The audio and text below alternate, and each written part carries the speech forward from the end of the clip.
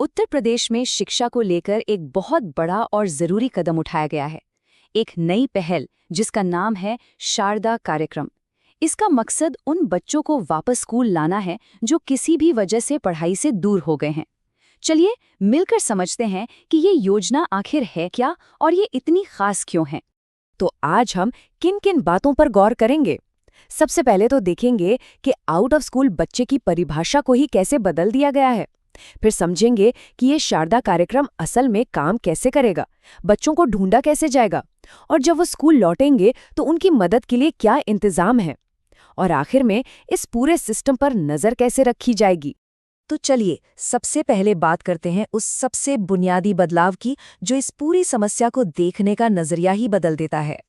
पहला और सबसे बड़ा सवाल, एक आउट ऑफ स्कूल बच्चा आखिर होता कौन है। देखिए, आमतौर पर जब हम स्कूल से बाहर बच्चों की बात करते हैं तो हमारे दिमाग में वो बच्चे आते हैं जिनका या तो कभी स्कूल में दाखिला ही नहीं हुआ या फिर जिन्होंने बीच में ही पढ़ाई छोड़ दी। लेकिन अब इस सोच को और बड़ा कर दिया गया है। नई हकीकत ये है कि इसमें अब वो बच्चे भी शामिल हैं जो स्कूल में रजिस्टर्ड तो हैं पर क्लास में आते ही नहीं। और ये सिर्फ कोई कही सुनी बात नहीं है। स्क्रीन पर जो दिख रहा है वो 15 मई 2025 का ऑफिशियल सरकारी सर्कुलर है जो इस नई और बदली हुई परिभाषा को लागू करता है। तो नई आधिकारिक परिभाषा क्या है? अब 6 से 14 साल का कोई भी बच्चा आउट ऑफ स्कूल माना जाएगा अगर पहला, उसका कभी स्कूल में दाखिला ही ना हुआ हो।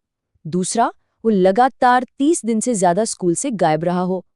या फिर, और ये पॉइंट बहुत अहम है, उसने सालाना परीक्षा यानी N8 में 35% से भी कम नंबर लाए हों। मतलब अब उन बच्चों पर भी ध्यान दिया जाएगा जो स्कूल में होकर भी ठीक से सीख नहीं पा रहे।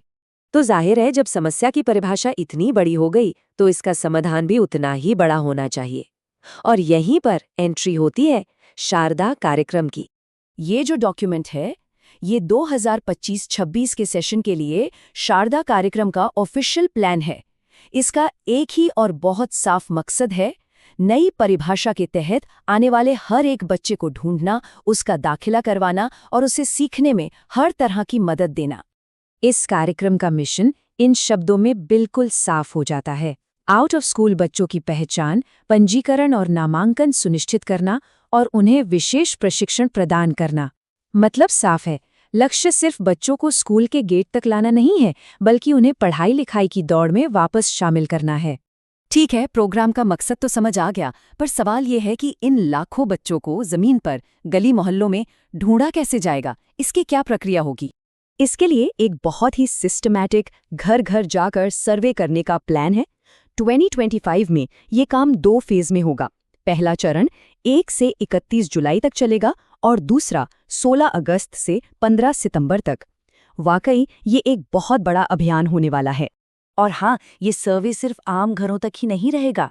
टीमों का खास फोकस उन जगहों पर होगा जहां ऐसे बच्चों के मिलने की उम्मीद सबसे ज्यादा होती है, जैसे कि शहरी और ग्रामीण झुग्गियां, ईंट के भट्ठे, रेलवे स्टेशन, बस स्टैंड और वो इलाके जहां घुमंतू या प्रवासी मजदूरों के परिवार रहते हैं।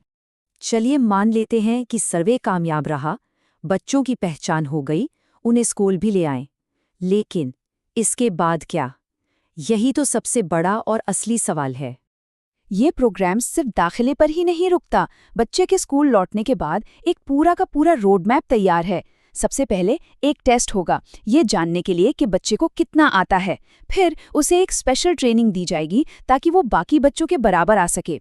इसके बाद उसे उसकी उम्र वाली क्लास में डाल दिया जाएगा और आखिर में उसकी प्रोग्रेस पर लगातार नजर रखी जाएगी। अच्छा, तो ये विशेष प्रशिक्षण आखिर है क्या? इसे एक तरह का ब्रिज कोर्स समझिए। बच्चों के लिए एक खास सिलेबस और किताबें तैयार की गई हैं जिनका मकसद है कम से कम समय में उनके लर्निंग गैप को भरना। लक्ष्य सिर्फ उन्हें क्लास में बिठाना नहीं बल्कि उन्हें तेजी से सिखाकर उनकी उम्र के बच्चों के बराबर लाना है। और ये पक्का करने के लिए कि मेहनत सही दिशा में जा रही है, बच्चों की प्रोग्रेस को भी लगातार मॉनिटर किया जाएगा। हर साल अक्टूबर, जनवरी और मार्च में ये जांचा जाएगा कि बच्चा कितना सीख पाया है।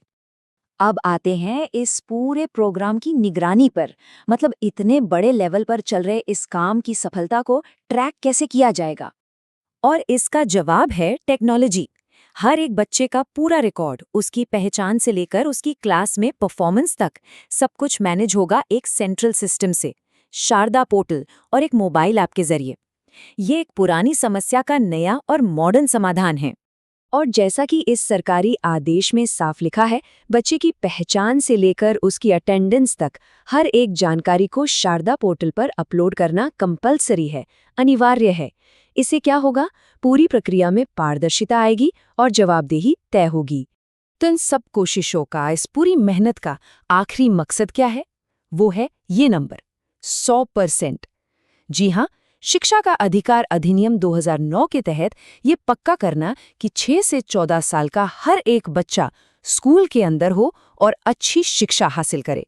तो देखिए, कागज पर ये योजना बहुत ही मजबूत और सोच समझकर बनाई हुई लगती है, लेकिन हम सब जानते हैं असली परीक्षा तो जमीन पर ही होती है।